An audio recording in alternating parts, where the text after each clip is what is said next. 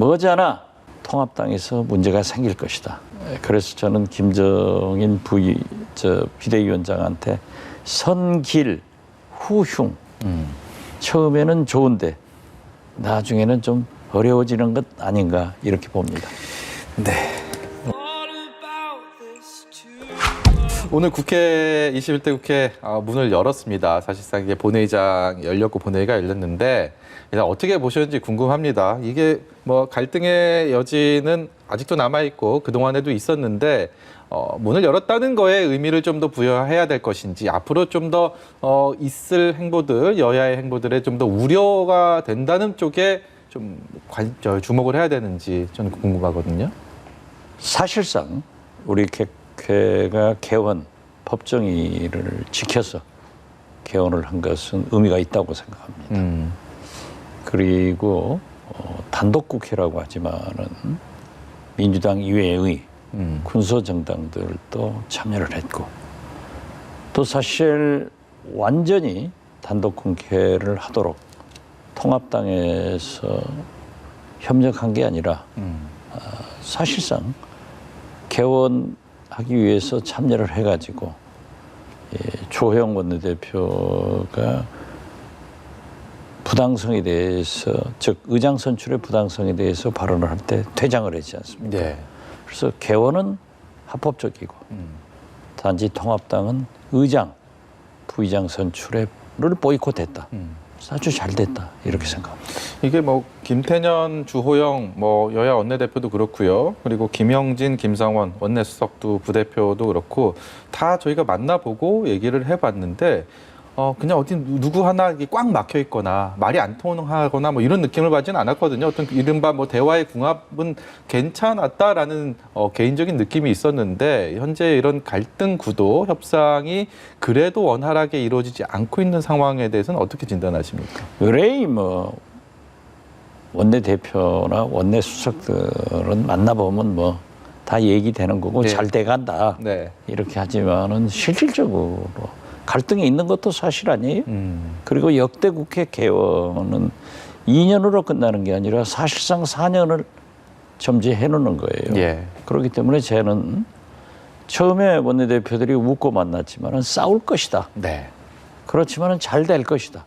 그 잘 된 게 뭐냐 하면은 박병석 의장이 김태년, 주호영 원내대표를 벌써 의장실로 불러가지고 얘기를 나누고 있더라고요. 네. 그 자체가 잘 되는 것 아니에요. 예. 그리고 특히 의미 있는 것은 김종인 통합당 비대위원장께서 대단히 나쁜 선례다라고 하면서도 통합당이 그런다고 국회를 협력하지 않을 수 없다. 이런 게 얼마나 좋은 얘기예요. 네. 그거 잘한 거예요.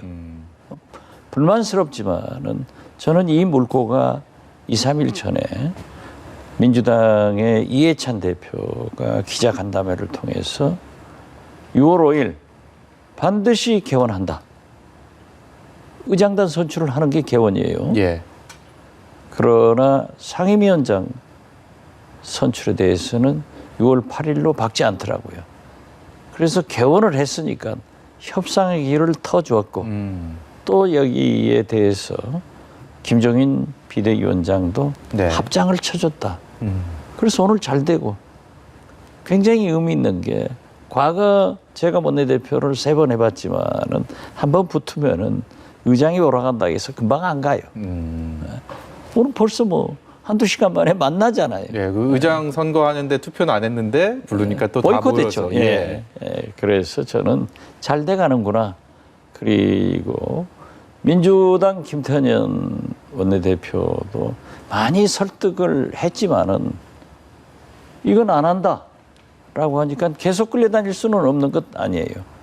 그러니까 오늘 주호영 의원이 들어와서 발언하는 것 보이콧했지만은 선출했단 말이에요. 이것도 잘한 거예요. 네. 그리고 주호영 원내대표도 과거 황교안 리더십으로 무조건 반대하고 또 발목 잡고 광화문으로 나가서 가장 강력한 투쟁 장소인 국회를 버리고 뭐 광화문에서 청와대 앞에서 뭐 이런 이렇게 걸만 많이 경험을 하면은 했죠. 국민이 돌아서잖아요. 그렇기 때문에 그런 것 없이 잘 했는데 저는 딱 그 김종인 위원장이 국회를 협력하지 않을 수 없다. 그리고 또 주호영 원내대표는 의장의 초청에 김태년 원내대표와 함께 앉아서 얘기하는 걸 보고 21대 국회는 잘 되겠구나. 그러나 민주당이 177석을 가졌다고 해서 오만하면 네. 한 방에 갑니다. 그리고 아마 주호영 원내대표도 상임위원장 선출에 내가 아무리 반대를 해도 민주당이 끌려오지 않고 표결 처리하는구나. 잘 느꼈을 거예요. 김종인 비대위원장 얘기하셔갖고요. 그 관련된 것 질문 하나 드리겠습니다. 김종인 위원장이 계속해서 뭔가 화두를 만들어내고 있는 느낌입니다. 보수가 아니고 진취적인 정당을 얘기를 했고요. 그리고 기본소득이라는 또 개념을 꺼내들면서 주목을 받고 있는데 그런 김종인 비대위의 어떤 계속되는 화두 그리고 또 당내 입단속하는 부분에 대한 부분도 또 여러 얘기들이 나오고 있습니다. 김종인 비대위 체제 출범 이유는 어떻게 평가하십니까? 제가 처음부터 김종인 비대위원장은 비대위원장이 직업이고 네. 진보와 보수, 좌우를 자유롭게 넘나들면서 진보에 가서는 보수, 보수에 가서는 진보의 아주 철저한 메시지를 잘 관리하기 때문에 여기를 잘 봐야 될 것이다. 예. 라고 했는데 역시 보수 비대위원장이 돼서 굉장히 자극적인, 즉 민주당 또는 정의당이 할 소리를 가져와서 해버리잖아요. 네. 그러니까 굉장히 지금 민주당도 정의당도 혼란스러울 거예요. 저게 진짠가? 그렇지만은 우리가 주장하는 것을 저렇게 대신 얘기해 주니까 심상정 대표처럼 파한대소를 네. 할 수밖에 없죠. 그러나 진골 보수, 이 보수 골수들은 부글부글 끓잖아요. 네. 이게 아닌데 보수의 가치를 저버리고 완전히 진보로 넘어가잔 말이냐. 그래서 저는 이러한 것들이 당분간 계속될 거예요.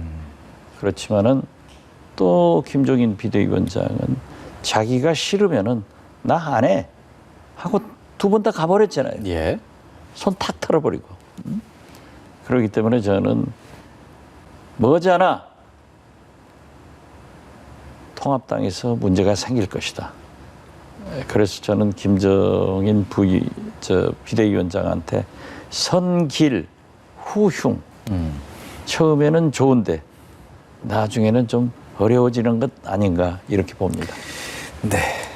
북한 얘기 좀 해보겠습니다. 김여정 노동당 제1부부장이죠. 김정은 국무위원장의 동생인데 최근에 엊그저께 이제 대북전단 관련해서 굉장히 강한 강도 높은 수위의 담화문을 내놨습니다. 이게 노동당도 아니고 조평통도 아닌 김여정 부부장이 직접 이런 수위 높은 발언을 한 부분 여기에 대해서 박지원 의원께서는 전 의원께서 어떻게 평가하십니까? 뭐 특별히 북한 인민들이 다 보는 노동신문을 통해서 김여정 제1부부장의 담화문이 나왔다고 하는 것은 상당히 국내 정치용도 될 수 있고 네.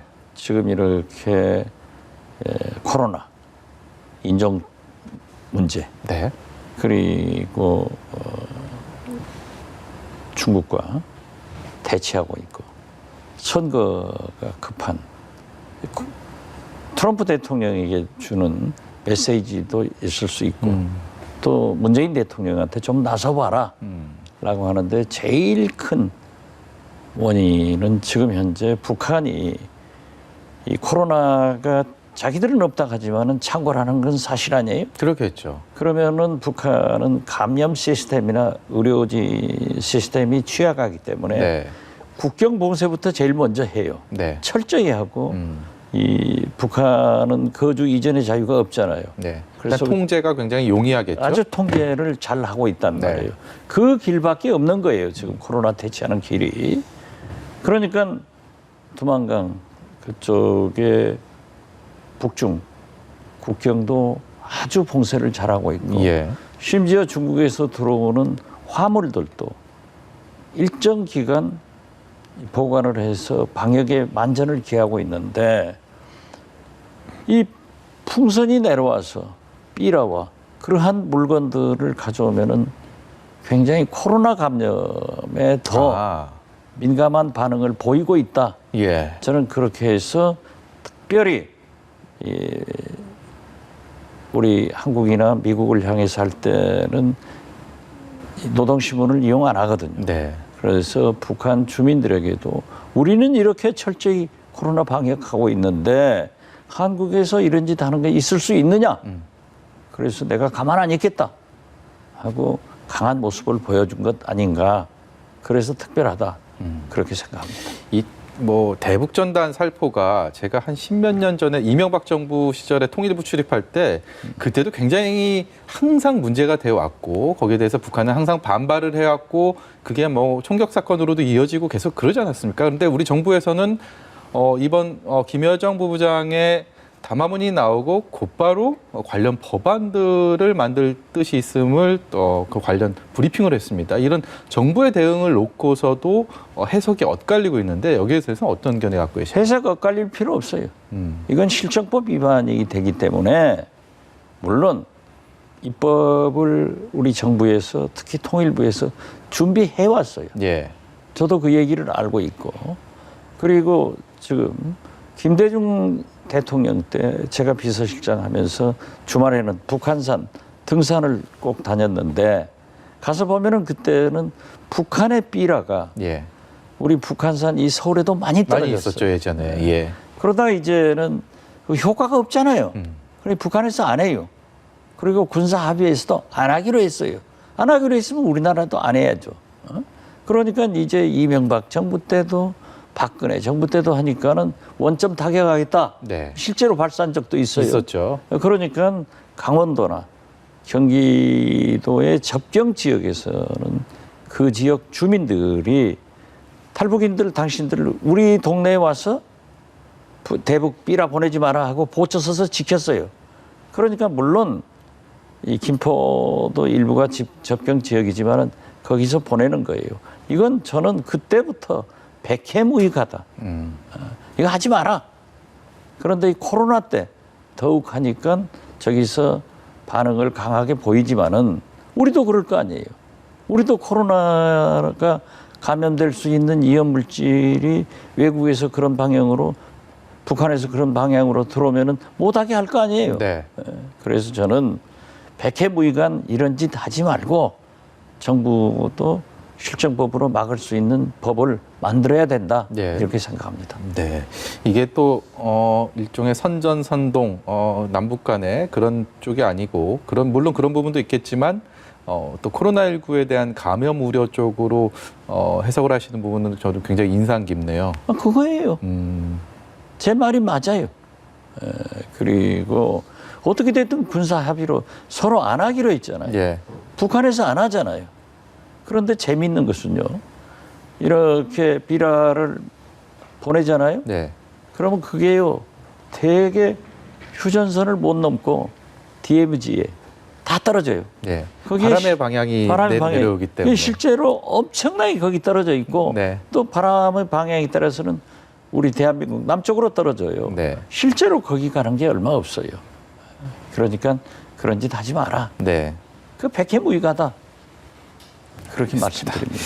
마지막으로요. 이게 G7 주요 7개국 정상회의에 우리나라가 뭐 G11으로 확대 가능성을 트럼프 대통령이 시사를 하면서 거기에 우리나라를 초청을 했다는 뭐 뉴스들 많이 접하셨을 텐데 뭐 일단 뭐 세계적으로 이렇게 우리나라가 어떤 선진국 반열에 오른다는 부분은 굉장히 반가운 일인데 우리 입장에서는 외교적으로 미국과 중국의 첨예한 갈등 구도 이 상황에서 뭔가 선택의 기로에 놓이는 부분들에 대한 좀 우려를 하고 있습니다. 여기서 효과적인 우리는 외교적으로 어떤 선택을 해야 되는지 박지원 교수님께서 교수님 말씀을 좀 해주십시오. 실제로 우리가 G11에 초청됐다고 하는 것은 굉장히 영광스러운 일이에요. 아주 좋은 평가예요. 그리고 문재인 대통령께서도 거침없이 참석하겠다라고 하는 것은 좋은 일이에요. 그렇지만은 미중 이 갈등 사이에서 우리 주미 차수혁 대사께서는 우리나라 형편이 예. 미국이나 일본, 중국을 선택할 수 있는 힘을 가졌다라고 네. 하는데 그것은 저는 정부 당국자로서 바람직한 평가가 아니다 예. 생각합니다. 우리는 지정학적으로 도랑이든 소입니다. 미국 풀도 먹어야 되고 중국 풀도 먹어야 되죠. 미국의 첨단 기술과 안보 지원 없이 대한민국 존재할 수 없습니다. 예. 중국에 우리가 물건을 팔지 않고 교류 협력을 하지 않고는 살 수가 없습니다. 예. 그렇기 때문에 지금은 어떤 양자택일의 그런 이분법적 사고를 버리고 외교를 강화해서 네. 사드 문제를 해결하듯 미국도 설득하고 중국도 설득해서 우리 경제 발전을 함께 해나갈 때지 예. 어느 한편을 들 때가 아니다. 네. 그래서 외교가 가장 중요하다 이렇게 생각합니다. 오늘 말씀을 여기까지 듣도록